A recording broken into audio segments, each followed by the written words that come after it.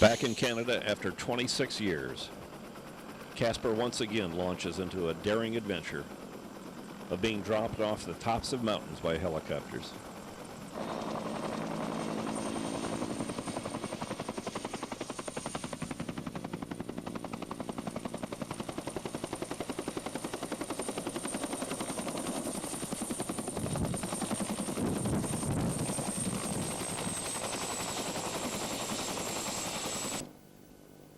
Casper brings several of his Austrian friends to share the experience. Tom Williams and John Dark are outnumbered. John. Good morning. How are you doing? Morning. Doing fine? Yes. John? Good morning. A good day. John? John, you're holding on to the snowman? Yes, I got him. Just me and my snowman here. Good morning. Good morning, Uta. Where's the rest of the troops? Coming. They're slow.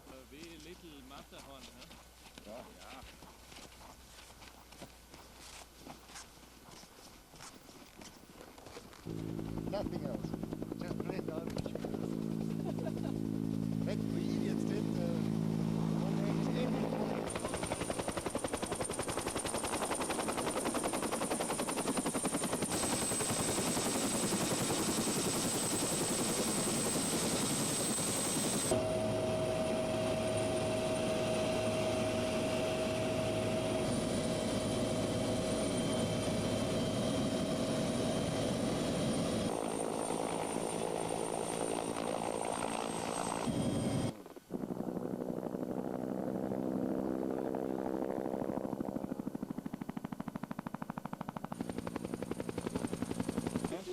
Yeah, they are.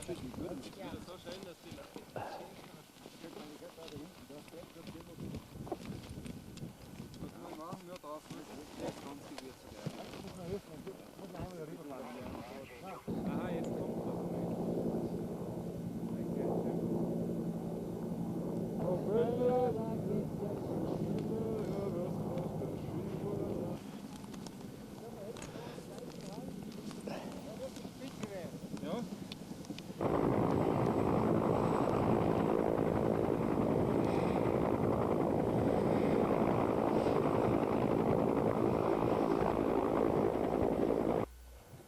The powder is knee-deep as our guide leads the way down one of the more gentle runs of the day.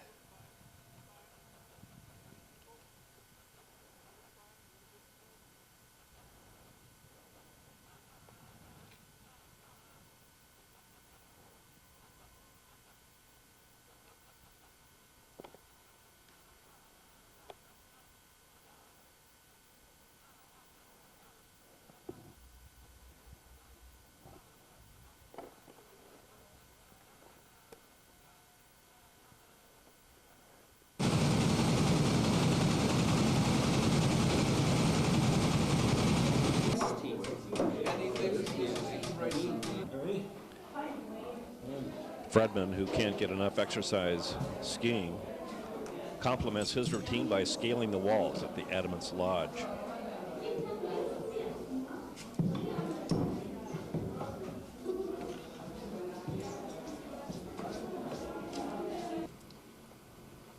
More snow is falling as the evening activities include singing, both on and off key.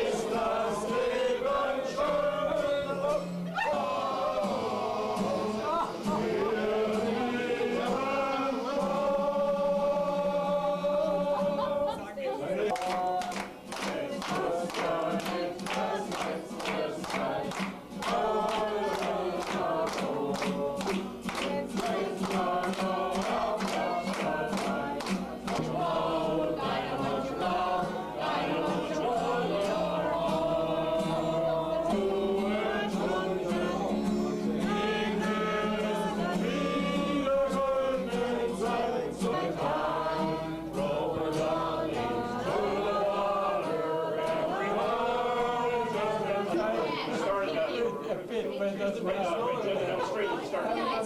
It's not an opera. Slow it down. It's not just us slowing up.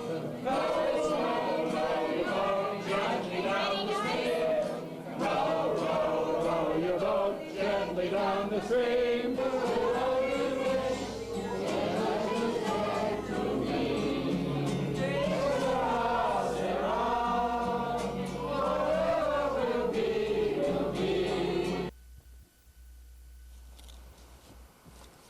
Yeah, it looks like a good 2 feet. That's minimum of 2. Back in California in here, but it's 1993 smaller during tree. a typical winter storm, John watches as Tom shovels shoveling out is a big the pain. evening snowfall. We call him mechanical snow shoveler.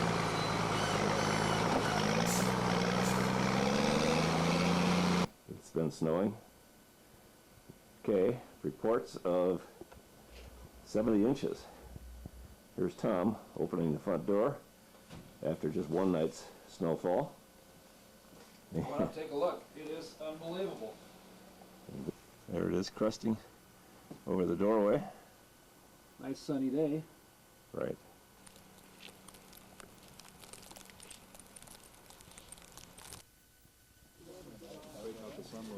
"30 years after the Canadian canoe trip, another Canadian ski adventure begins. This time with Casper's son, Stefan. Just sitting here freezing. Really?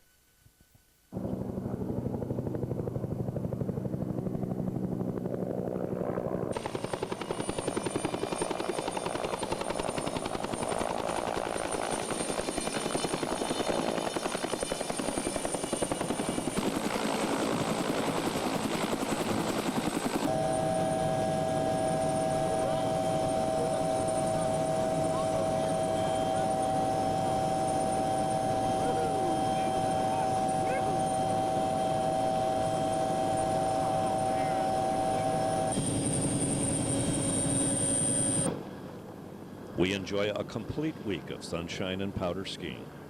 Fresh tracks on each and every run of the week.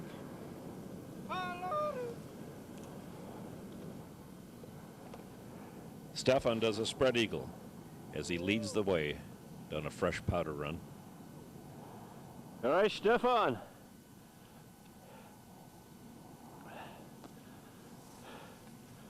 Good job. Fredman follows, carrying his parachute. All right, Fredman. Gert easily handles the powder in stride.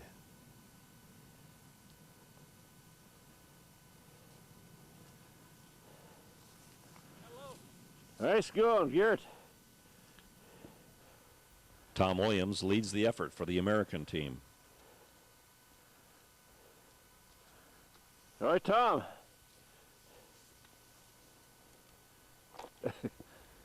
David Stepner closes Tom's tracks.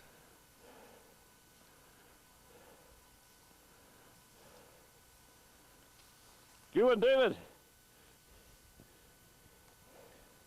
Klaus smoothly glides down the powder. Okay, Klaus. Get it on. Looking good, Klaus.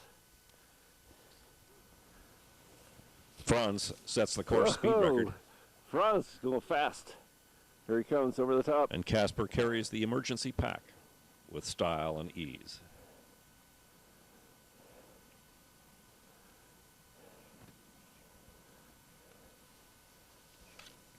Looking good, Caspar.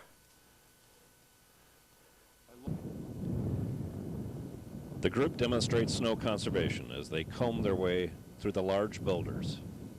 Perfect snow conditions prevail.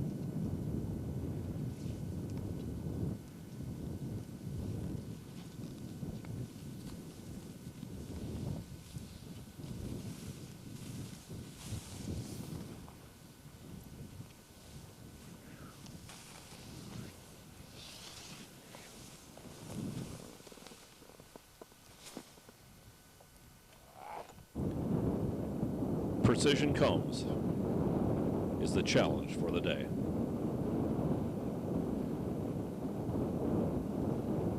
The challenge is met.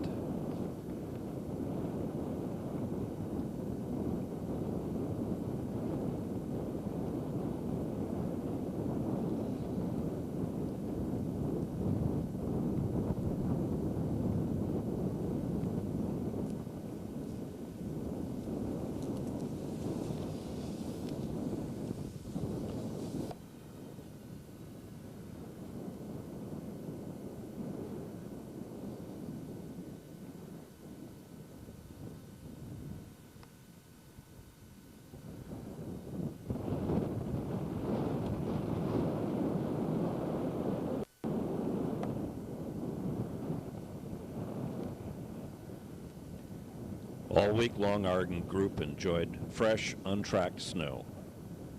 A week to be remembered for absolute perfect conditions.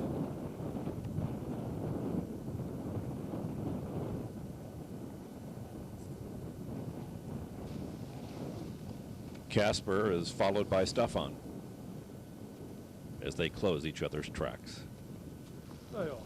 Nice, eh?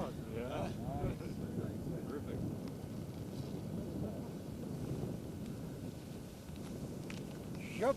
Ah, good job, Casper. Beautiful done. What a thing, huh? So Rob, this is more or less an average day for February? Temperature-wise? Yeah, just scenery-wise, temperature-wise, weather-wise. How the hell are you? Weather.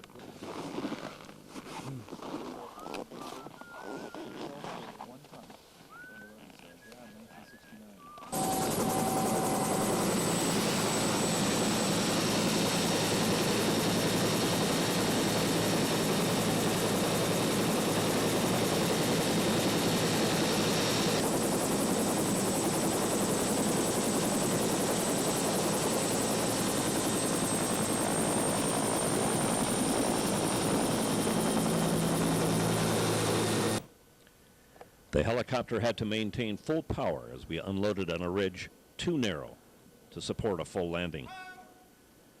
The dead tree skiing was perhaps our favorite run of the week.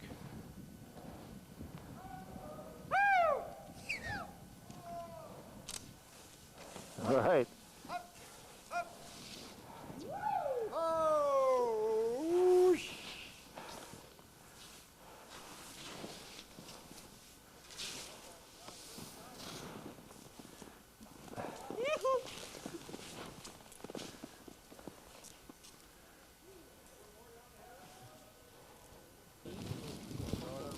Stefan searches for an energy snack. Very safe handling. I definitely need some schnapps. Schnapps are in order. Friends, if they join in such endeavors. And now, and I also say thank you that It you will joined in focus it by needs to itself. happen. I think it's great. Bro, and too many more. Huh? Great day to spend the birthday.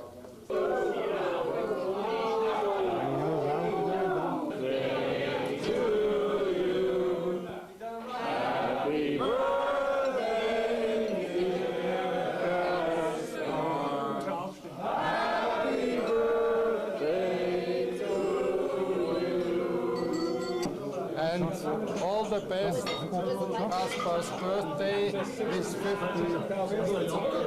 Yes. And many more years.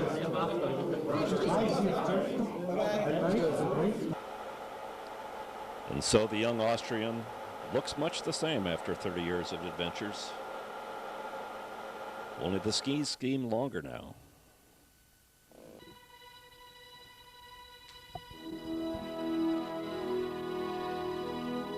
Casper shows up in New York City with his suit and tie, his Bavarian hat, and his 250-centimeter head 360 skis. He has enrolled at Columbia University, where fate will cause him to meet John Larson, a fellow graduate student at the university. They ski together, make snow forts, and play King of the Hill when not studying. They use giant mallets to tap beer kegs for the weekly beer bus, after which Casper sleeps it off in Central Park. Judy Williams, also a graduate student at Columbia, along with Tom, who works at IBM in Poughkeepsie, climb mountains and explore with Casper. David Nessel, a fraternity brother of Tom Williams and John Dark, entertains Casper during a summer excursion with a University of Minnesota co-ed, DG, on David's boat in Connecticut. John, David, and Tom were roommates at the SAE house at the University of Minnesota, where the lions were painted and then cleaned on a weekly basis. The Connecticut waters offer a great opportunity to swim and to take in the sights. Judy, where is your bathing suit? Golfing, hiking, and picnics in the nearby mountains fill Casper's leisure time. And then the great Canadian fishing stories began. Larson tells Casper about the big ones that don't get away in Canada on the canoe trips that Tom Williams, John Dark, and he have taken. He tells Casper that one time Tom caught 2 different types of fish on the same hook. He told him that Dark caught a northern so big that it dragged his canoe 2 miles across the lake before he could land it. Casper was all ears. And so the epic 1965 Canadian canoe trip was organized just 3 weeks after Tom and Judy tied the knot. John Larson's dad volunteered his station wagon so that the canoes and gear could be hauled to Sioux Lookout, Ontario, where 4 brave souls camped at the railroad station to be on time for the train that would take them to their launch site. Casper and John are loaded and launched by mid-morning and paddling steadily. John Larson and Tom Williams lead the way to the secret fishing holes that lie ahead. They stop for lunch as John Larson makes peanut butter sandwiches for the group. And after lunch, John Larson lights up his lucky cigar while checking his map to make certain that we are on the correct course to where the really big ones bite. Thinking the group needs even more fishing luck, Dark lights up a lucky fishing cigar as John Larson reassures Casper that the great fishing grounds are close at hand.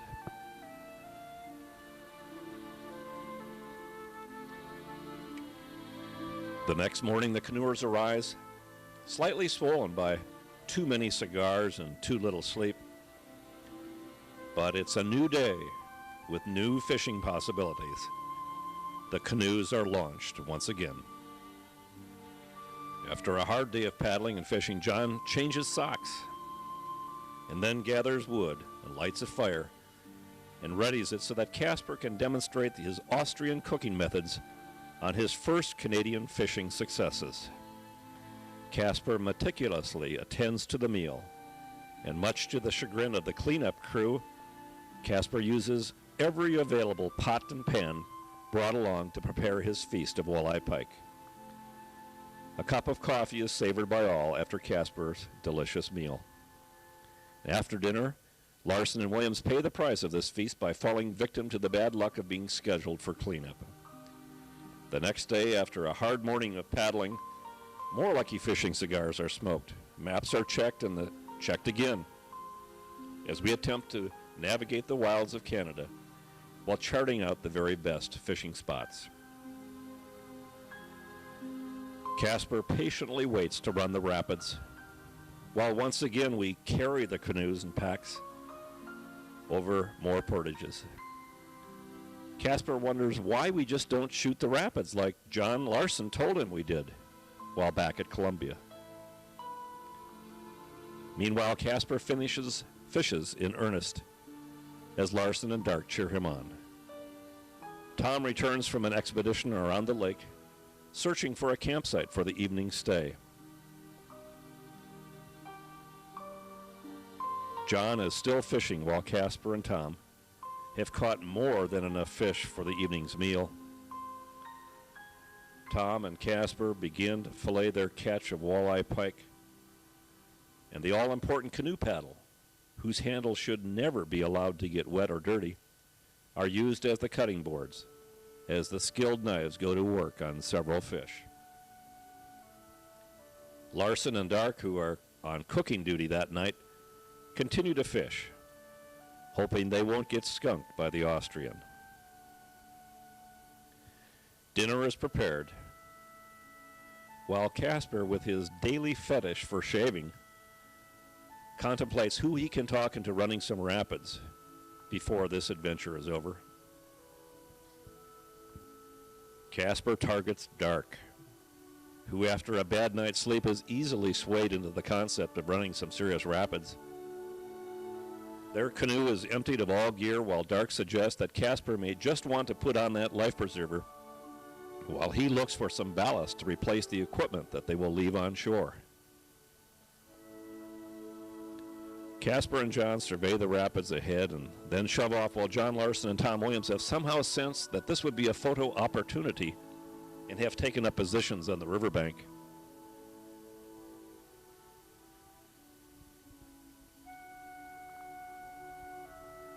These rapids didn't look this big from upstream.